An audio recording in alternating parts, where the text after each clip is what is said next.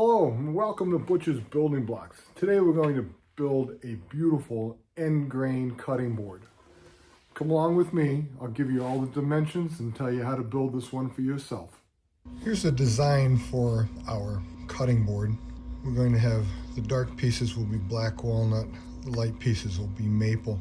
This section that's triangular here will have a total width of 5.5 inches and it will be 7/8 of an inch thick, which we're going to probably plane down to about 0.8. So for our black walnut, we're going to have pieces that are 7/8 of an inch thick, 3 inches wide, 16 inches long. We need two pieces. They'll be rectangular. 7/8 by 2 3/4 by 16, 4 pieces. And these are going to have about a 30-degree angle on them, give or take a little bit. For our hard maple, we have 7/8 by 1/4 by 16 inches, 2 pieces. This is going to be a little separation strip that's going to give us a little highlight. And then 7/8 by 2 3/4 by 16 inches, 4 pieces. Again, that's the triangular piece at about 30 degrees. I dug through my scrap pile to come up with the pieces that we need. 2 pieces of walnut here. This will be for the 3-inch chunks that we need. I already had a 1/4 by 7/8 piece of cutoff. Needs a little bit of cleaning up, but it'll work fine. Hard maple, which needs to be cut to size, and black walnut, which needs to be cut to size. Both of these pieces we're going to use for the triangular sections. With the chop saw, cut our black walnut pieces to length.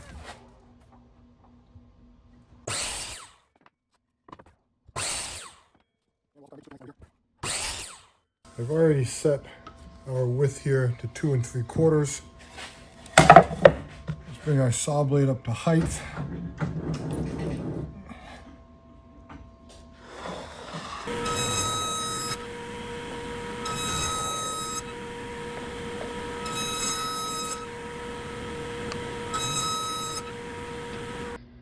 In order to produce this 30-degree angle, I've had to make a special jig for it to hold a piece of wood in place.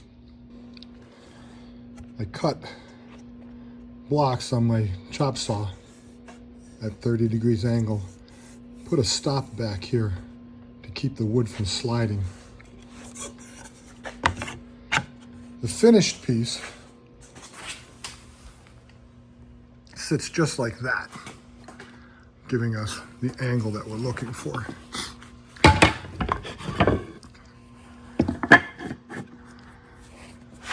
The starting piece will be there. You can see we're just a little bit proud over here. This is the height of my block at 3/4 of an inch. We're going to put hot glue along this edge, both sides, to hold it in place. And then I'm going to go to the planer, and I'm going to start by planing off piece by piece and bring it down until it's flush here. I've got this all nicely glued up. It's sitting on the angle block, it's being stopped there. Now it's time to run it through the planer, cut this down.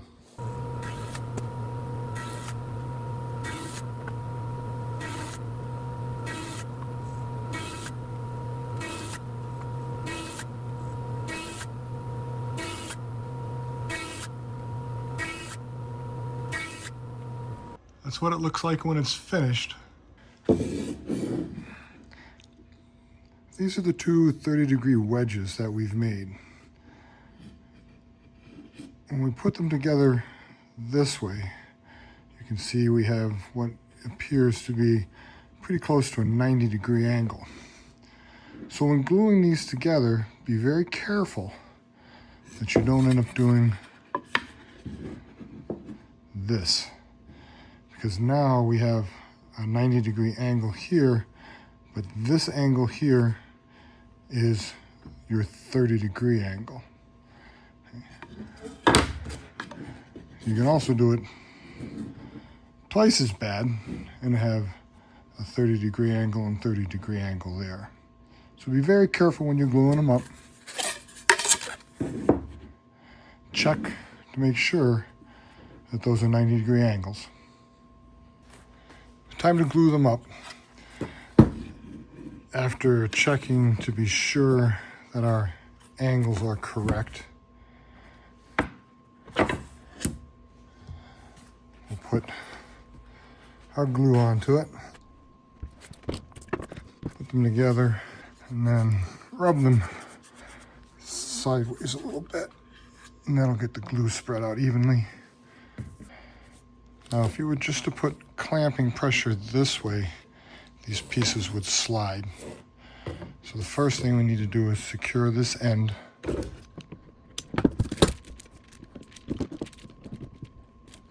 Once that end is secured, put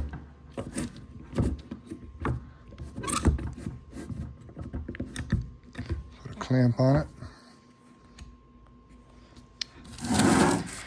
And we'll repeat the same process down here.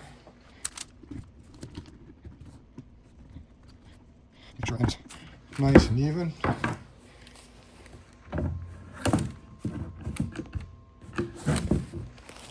Put another clamp on it. And then I'll finish up by putting clamps all the way across here to make sure we get a good glue. It's time to glue our pieces up. They're just dry fitted. Make sure that our pattern matches what we're looking for. This is the first of two.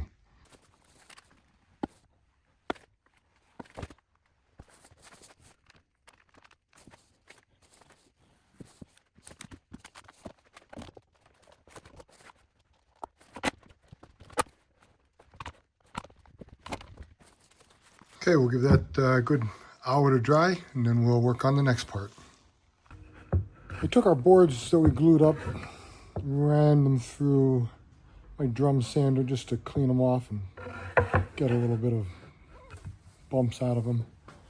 Then I decided to take a look at them and put them together to see our lovely diamond pattern.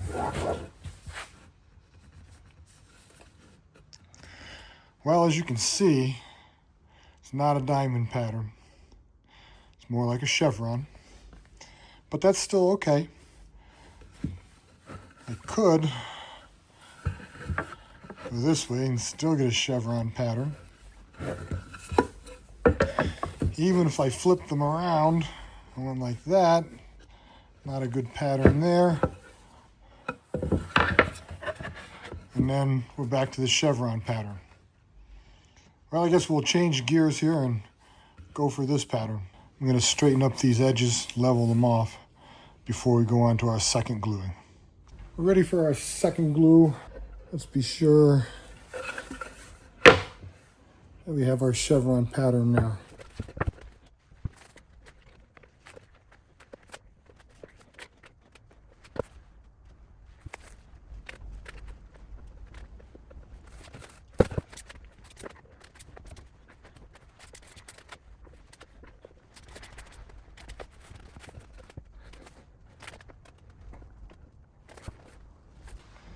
Probably 90% of my clamps in order to be sure that I got a real nice compression all the way across that board.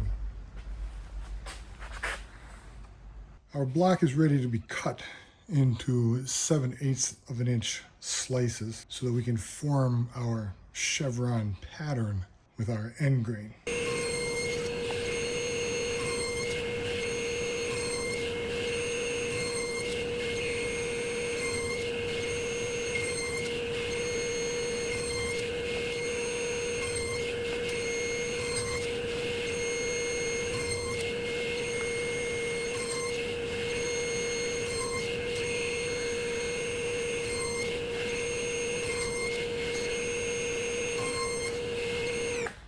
Given the fact that I made a mistake in the original gluing up, it turned out pretty well. We actually have a couple different patterns that we can look at. Here's the first one. It's kind of a Roman numeral 10 pattern, or we could look at it as a dark walnut diamond pattern. Here's our second pattern.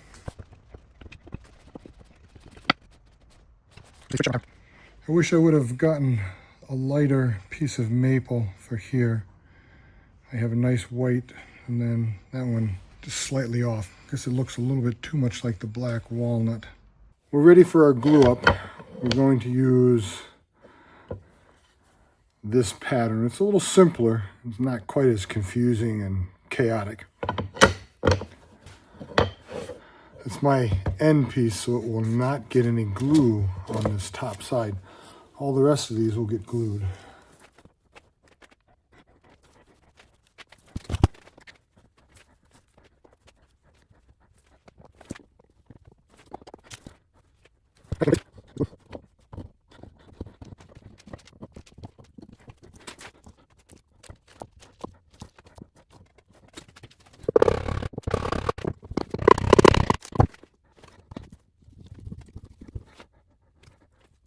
Okay, the lines look pretty straight.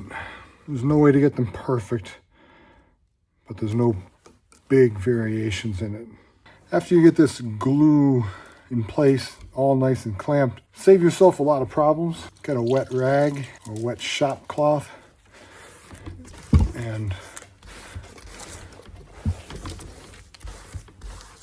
clean off as much of the glue as you can.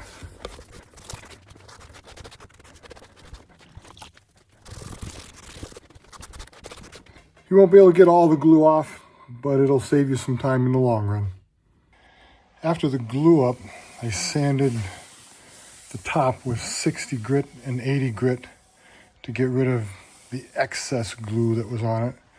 Then ran it through my drum sander about 10 or 15 times, and this is the result. We now need to square up all of our edges and then run a juice groove around the outside.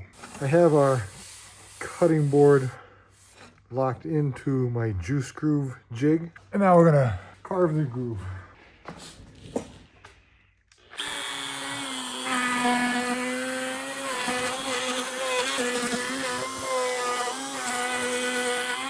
Last step is to use our 1/4 inch round over around all these edges. Our Chevron cutting board has been sanded to 220 grit. Now it's time to apply a little bit of beeswax and mineral oil. See what's revealed.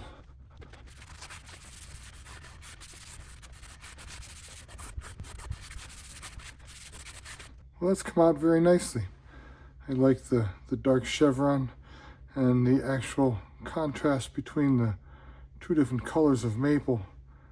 Gives it a little extra pizzazz. I'll let that soak in and then add another 2 or 3 coats before it's finished. This is the final product for our Chevron cutting board. It measures 17.5 inches long and 11.5 inches wide by 3/4 of an inch thick. Came out very nicely, even with the mistakes that were made.